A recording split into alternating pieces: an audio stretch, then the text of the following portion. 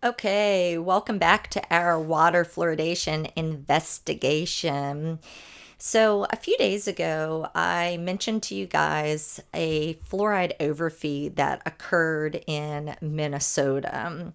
Well, when I was investigating what happened over there, I decided to pop over to the Minnesota State Health Department and look at their webpage on water fluoridation. And I gotta say, I was really disappointed in the Minnesota State Health Department.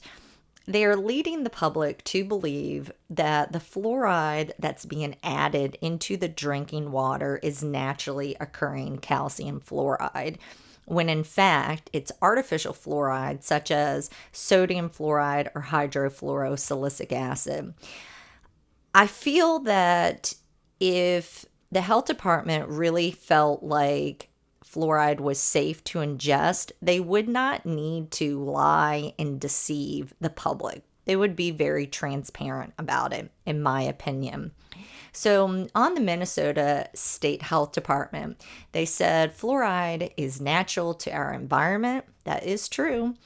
You can find it in soils and fresh and ocean water, and community water fluoridation adjusts the natural levels of fluoride to help prevent tooth decay.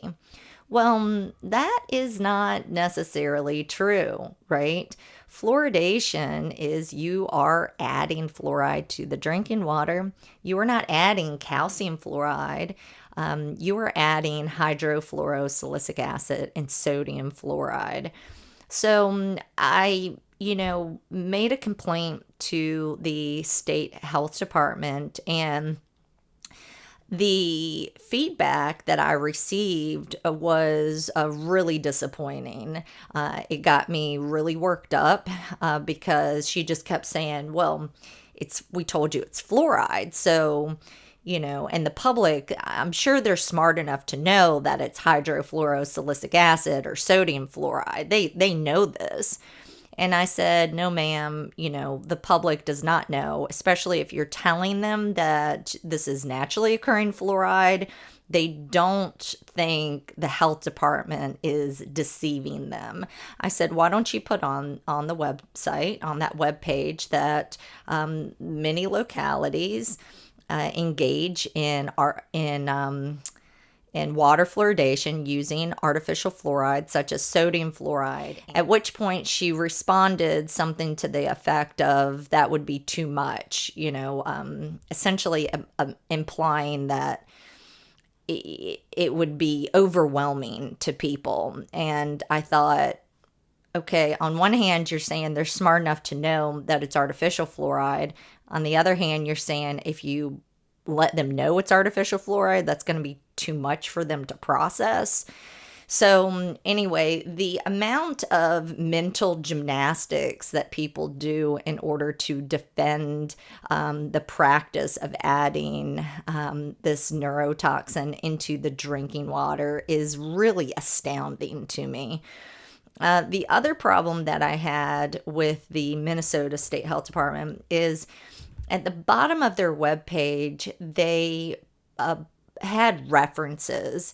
And let's see if I can look at this. So the references that they had that I took issue to was from the American Academy of Pediatrics Dentistry. And it was a fast facts from 2013. Now, we all know that the American Academy of Pediatric Dentistry is very problematic, right? And then second, they're using information from 2013. This is reckless. Particularly the issue that I had was on this fast facts sheet. They said that children who are not receiving artificial fluoride from the drinking water need to talk to their dentist about getting fluoride supplements. So I'm going to read you what it is that they have. They say children aged 6 months to 16 years may need fluoride supplements. if they drink water that is not optimally fluoridated. Okay. The pediatric dentist considers many different factors before recommending a fluoride supplement.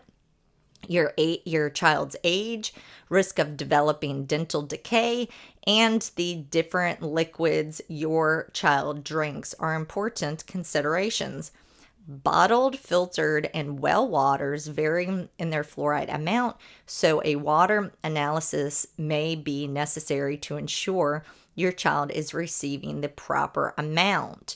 Now, this is individualized medicine, right? They say children aged 6 months to 16 years may need fluoride supplements if they drink water that's not optimally fluoridated.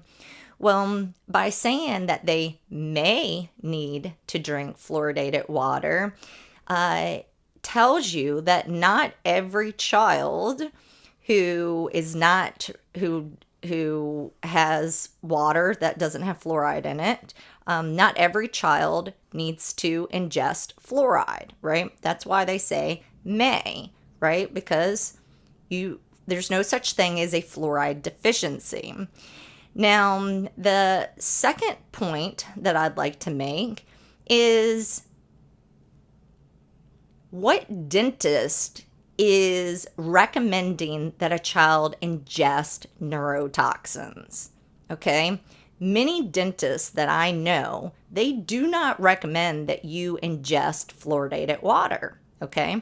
So they're telling you that you should have individualized medicine. Talk to your dentist, talk to your doctor, do your own research, and then you decide if you would like to take this drug. The other part of this, and this is the biggest problem with this, they're saying children aged 6 months to 16 years may need fluoride supplements. Well, if you've been following this channel, you know that the FDA has banned the sale of fluoride supplements to all children under the age of 3. Fluoride is a drug, and it is not an FDA approved drug. The FDA put out a notice saying that this causes harm to your DNA, to your enzymes. We know that it causes harm to the brain. So all children under the age of 3 are not to receive ingestible fluoride. Well, so why are we putting it in the drinking water, right? If we now know, we have awareness that this is bad, and that's why the FDA is banning it, then shouldn't that indicate to the health department, maybe we shouldn't be putting this into the drinking water? But no, they vehemently defend this. So even children 3 years and younger, the fluoride supplements are banned across the board, and the FDA has banned the sale of fluoride for children who are at low risk and children who are at moderate risk. The only children at this point that are allowed to receive this drug is children who are at high risk. Now, this is, again, reckless, because how about we address the root cause, such as their diet, their microbiome, the lack of, phosphate and calcium that they're receiving. So anyway, that's it for the state health department. I gotta say, I just was really, really, really disappointed with these folks. I asked the woman, why are you even endorsing this, given that a federal judge has ruled this poses an unreasonable risk of injury? She said, "Nuh-uh, no judge did that." I said, "Yes," and I cited the case. And then she immediately said, "Well, they didn't look at the science." I said, "Ma'am, that's the point of the lawsuit, that it went on for 7 years, technically 8 years with the appeal. And And that's the point. That was the point of the court case. It was the judge did judicial review, meaning looking at the science specifically. And then I said the EPA does not dispute the facts of the case, the ruling, I should say, the merits of the ruling in particular. And she just disagreed.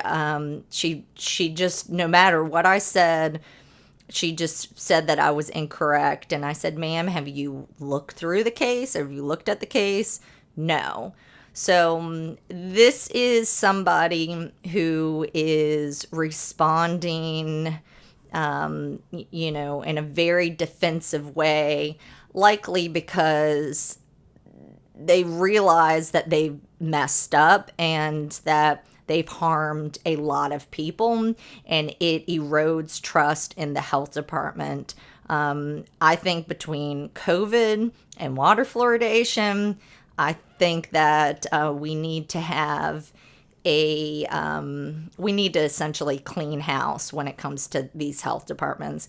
They have too much power, and they are participating in just dogma. They're doing it because the authority tells them to do it, and they're not actually doing this because they are applying proper logic and reasoning and ethics. Ethics seems to be a big missing component within the health department. They don't care about ethics, and that was clear with COVID, and it's clear with water fluoridation. You do not coerce the public into ingesting drugs.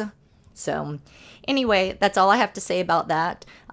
Check out my next video. I will be breaking down the information regarding the fluoride overflow. So I did a Freedom of Information Act request and got the information back. So we will tackle that in the next video. Okay, see you next time. Bye, guys.